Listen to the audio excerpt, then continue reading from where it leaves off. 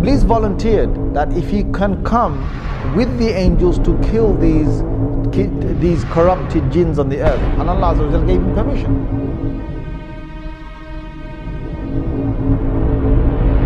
Suddenly Allah reveals to the angels and He says, I am about to make on the earth a Khalifa.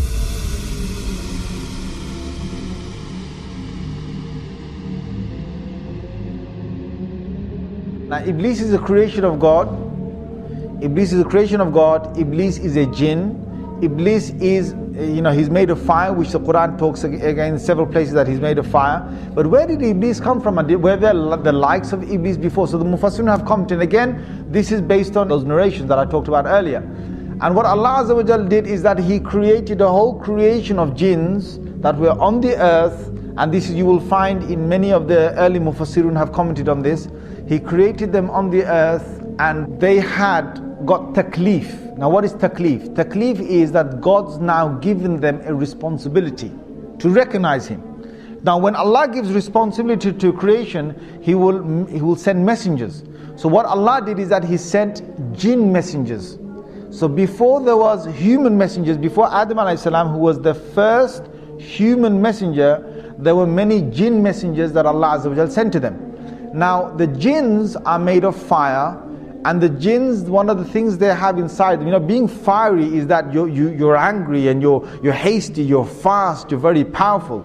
Now the sifat and the qualities that the jinns have between them is that they are in fights and they are in quarrels and they are in superiority and who can prove who's greater. This is one of the nature of the jinns, and they're always in the spirit of challenge. Now there are good jinns. Allah Azza wa Jal has said that in Surah Jinn itself. He's talked about two different groups of jinns, and He said the salihun, and there's those who are pious and those who are not pious. Now the ones that were on the earth were both types, and messengers came down. But the messengers in the many numbers were killed by the jinns on the earth. And there was great corruption that prevailed on the earth. There was great corruption that prevailed on the earth. Now there was one notable jinn that was very pious. Iblis, being who he was a good jinn, and he started to worship God to the extent, because jinns could fly, and jinns could go through many of the heavens. They could go up and down. They didn't have to stay on the earth. They could travel up. It was only when Rasulullah sallallahu alaihi wasallam came that they were trapped within this first universe. This is clear from the Quran. This in Surah Safat you will find this. In Surah Jinn you will find this, that Allah did not allow them to go beyond the first heaven, or the first heaven meaning the end of this universe. They can't go past that after Rasulullah sallallahu alaihi wasallam became a prophet. But before that they could go above that. So what happened is that on these travels, Iblis proved himself that he was so close to God. And Allah Azza wa Jal then allowed him to get closer and closer, to higher and higher basically. And they say in some of these narrations that there was no space in the heavens was left, like no large space was left in the heaven, but Iblis had gone there and he had worshipped God. So he was a very, very, very close, you could say jinn, servant jinn, however you want to put it, to God. Until then, Allah Azza wa Jal allowed him to come in the company of the malaika, of the angels. And he got the chance to be in the company of the malaika. Allah decided that He's going to send the angels down to the earth and to banish the mutamarrideen, or those jinns that had causes a lot of corruption on the earth.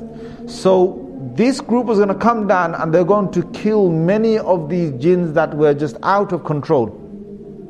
Iblis volunteered that if he can come with the angels to kill these corrupted jinns on the earth, and Allah Azza wa Jal gave him permission. So he came and they killed a lot of these jinns. They left only a few on the earth, and from these few again the progeny of the jinns would start. Now Iblis returns back. Now many, maybe hundreds of years, I don't know, whatever is going by, because jinns have very long lives. They don't have short lives like the human beings that, we only have 60, 70, 100 years. They have hundreds of years. Perhaps they could have a few thousands of years of living. Now you've got Iblis that has gone down there, that has banished these jinns, most of them who are corrupted on the earth, and is returned back with the angels. Now he was with the angels, but Allah makes it very clear that he was not from the malaika, he was from the jinn. Now why Allah makes that clear is because we understand that no malak or no angel can ever disobey Allah Azza wa Jal. Allah's made it in their nature not to disobey Allah, but a jinn can.